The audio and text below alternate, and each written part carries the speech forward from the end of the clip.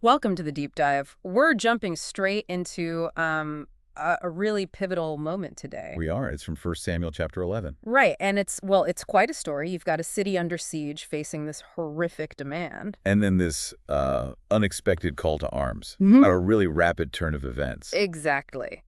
So our mission here is to kind of unpack this drama, look at the surprising details, and, see what it tells us about leadership under pressure and unity. Yeah, how it all comes together so quickly. So let's set the scene. It starts with the crisis in Jabesh Gilead. They're besieged. That's right, by Nahash the Ammonite. And he lays down these terms for surrender that are just, well, they're brutal. Tell us about that demand, because it's not just, okay, you're under my rule now, is it? No, not at all. Nahash insists that he gouge out the right eye of every single man in the city. Every man's right eye. Wow. And the text specifically says why.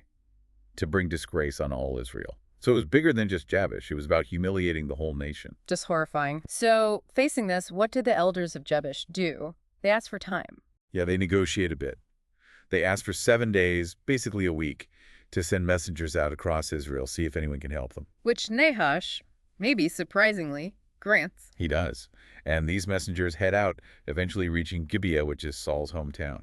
And the reaction there when the news hits? Immediate despair.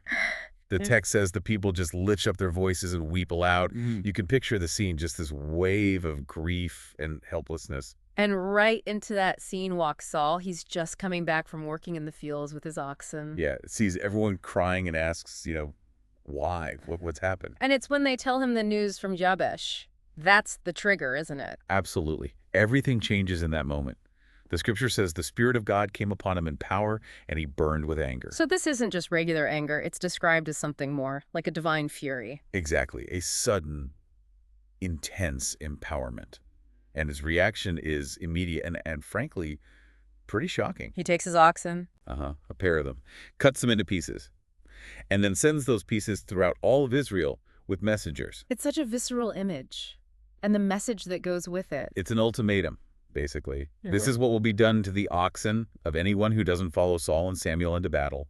A terrifying call to arms, no ambiguity there. And the effect. Does it work? Instantly.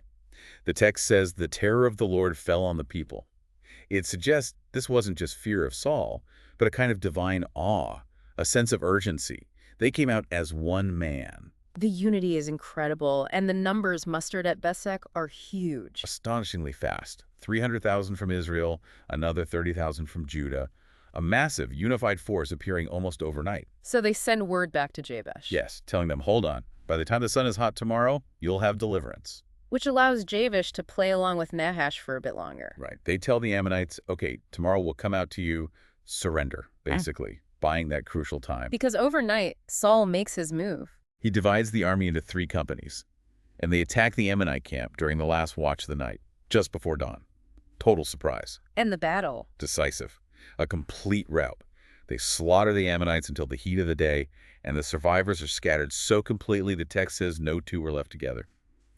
So the external threat is obliterated, but then things shift, don't they? Focus turns inward. Yeah, some of the people, maybe riding high on the victory, remember folks who doubted Saul's kingship earlier? Right, back when he was first chosen. And they say, essentially, where are those guys? Bring them here, let's put them to death. They want to settle scores.